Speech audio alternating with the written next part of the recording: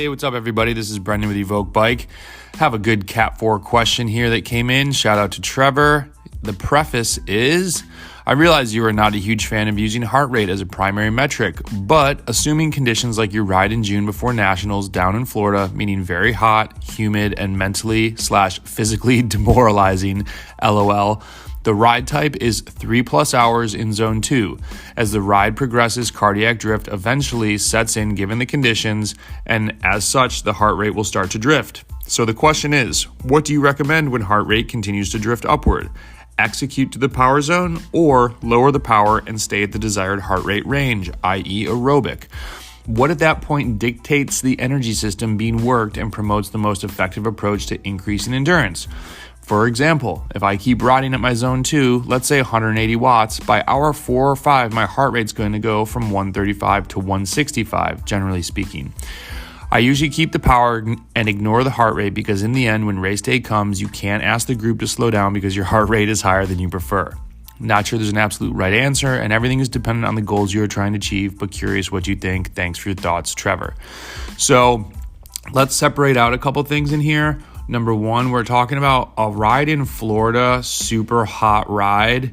We need to that's its own beast, right? These crazy hot rides. I'm going to talk about that in a second. Then let's look at one that's more based on power, where let's take away it being in Florida. You're in North Dakota. It's a nice 70 degrees out Fahrenheit. You're going to ride and you notice by hour 4 to 5 that your heart rate's starting to drift upwards after 3 hours. What do we do there? So first off, super hot ride. The goal of the session most likely is not going to be power based if we're riding 4 to 5 hours, 3+. Why? Because it's just physically not possible. When it's going to be 90 to 100 degrees, your power is going to be affected. A lot of athletes, the guys down in Texas that I coach, or a couple people in Florida that I coach, myself going to Florida, if they're racing before the heat comes, you get a lot of power-based intervals in, right? So when it gets to be the massive summer heat wave, it's not that we're not doing intervals, but it's like, hey, we're going to do them during the week. It's a weekday. You got to get out early. I continually tell people, hey, if you're going to ride, if your window to ride is at noon, then we need to be a little bit more creative. Maybe one day a week you need to get on Zwift and ride inside, or you need to be okay that the watts that you put out, go out and just get the strain in. There's no way to measure whether, how do I say this correctly? There's no way to measure the physiological benefit that you get from doing your intervals at a lower power and higher heat than if you stayed inside on Zwift and did the power at the power we know you can do based off of previous intervals you've done. That being said, if you are racing in the super hot heat, I think it'd be great to do the intervals in the heat because you're going to learn all the other things that go along with doing those intervals of what does it feel like? What's your fueling strategy? The long ride in Florida, that's heat acclimation. I'm doing that so that when I go race in somewhere really hot, I don't die because I have no idea what it feels like. I'm not used to drinking 2 bottles an hour, 40 ounces of fluid. I might not have my electrolytes dialed in. So the super hot ride, to answer this question, the heart rate's going to go crazy high.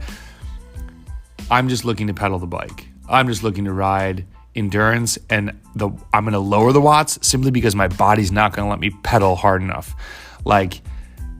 There was a ride where I came back the last 15 minutes. If you wanted me to ride high endurance, I couldn't. My body was not doing that. So the benefit I really think though from that ride is it reminds you how harsh the heat is. It reminds you how few matches you have. I always say half. It's one of the reasons why I was so patient at Nationals. I still think maybe you should have been more patient, but sometimes you roll the dice at the wrong time. So let's get to the better question or the better scenario that I think is more applicable to most people. You're riding and you notice hour 4 or 5, your heart rate starts to go up. And you're like, wait a minute, I'm doing the same watts. My heart rate has drifted. What do I do? Everyone's not going to agree with this. Some people will say, you know what, you really want to keep it aerobic, dial down the power, and stay in the heart rate zone too. I more lean towards what Trevor's talking about. If your heart rate is increasing, it's because you don't have as much aerobic fitness at that duration. The reason I would tell you to keep riding at the power, if you can put the power out, is number one, if you keep doing that, your heart rate will eventually come down.